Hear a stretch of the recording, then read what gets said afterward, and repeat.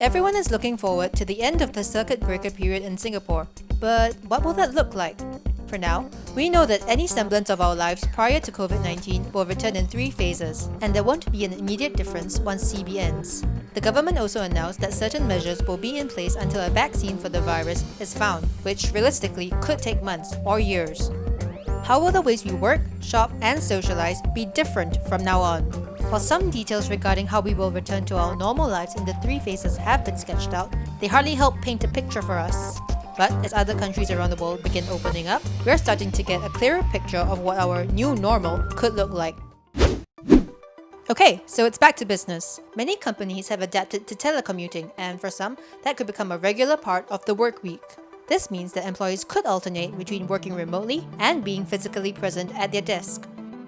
South Korea's guidelines stipulate that face-to-face meetings must be kept to a minimum, and a slight bow is recommended instead of shaking hands, which for Asians probably feels a lot more natural than bumping elbows.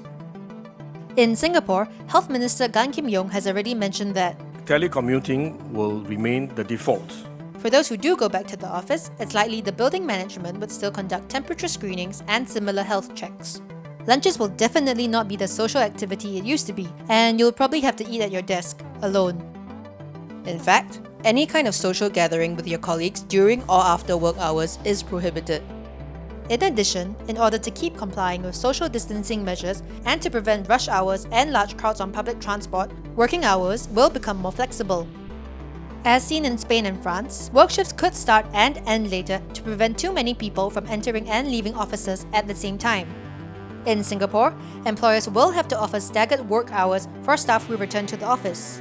What if you don't have a conventional office environment and work in places such as salons? Such places will probably have their own specific safety measures. For instance, appointments must be made through bookings, and they shouldn't have too many clients in the same space at once. In Germany's salons, the styling chairs have to be 1.5 meters apart. Hairdressers are also required to wear single-use aprons and disinfect their scissors and brushes between cuts. Similar hygiene practices will likely be applied across other industries such as F&B, so you can expect servers and sales assistants to continue wearing masks. By phase 2, which is at least a month later, retail outlets in Singapore will be back, so you can look forward to struggling into pants in dressing rooms again. South Korea's malls have resumed operations, with shoppers wearing masks. Even the Apple Store is open, although with limited hours. Contact tracing, like what we've seen with the Safe Entry app, will likely continue to be required, extending from the supermarkets to various stores and eateries. Another safety measure shops could adopt is to limit the number of customers allowed in at one time. However, there probably won't be those long lines that we used to see every weekend. In Germany, consumers have been cautious and not overly eager to spend due to the economic downturn caused by the pandemic, which meant there weren't crowds when stores reopened. In addition, people may still be wary of crowds due to health concerns and will want to avoid unnecessary casual interactions. Which probably leads you to wonder, how will our social lives be affected? Germany has started easing restrictions on social contact. From May 6, members from 2 separate households are allowed to meet. Similar measures have been introduced here, but our version in phase 1 is restricted to older family members. From June 2nd, you can visit your parents or grandparents who don't stay with you, and relive what it feels like to be judged by your in-laws. But what most Singaporeans are looking forward to the most is hanging out with people their own age. You know, friends, peers. You remember the idea of friends, right? Realistically, lifting limitations on socializing, as with work, will be a slow, gradual process dependent on the level of risk Covid-19 poses. For now, Singapore has announced that gatherings in small groups may resume in phase 2. We'll even be able to eat at hawker centres again, although each table is limited to 5 people.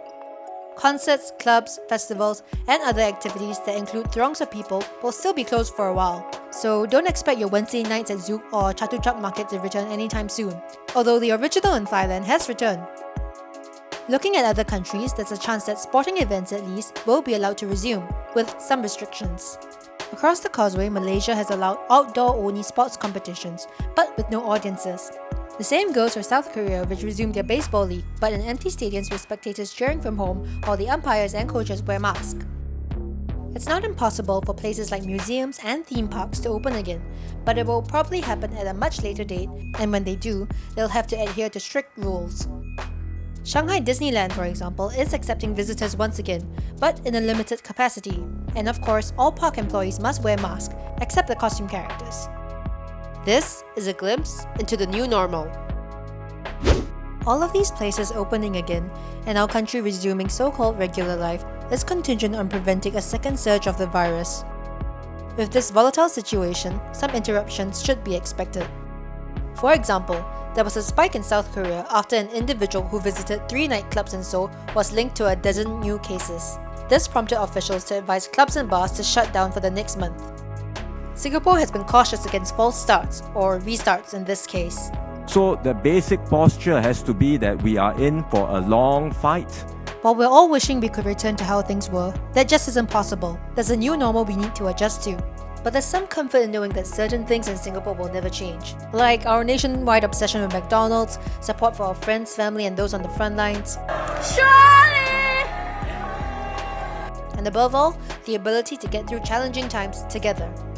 And if there's one thing for sure, we're definitely going to appreciate hawker centres so much more once we're allowed back there.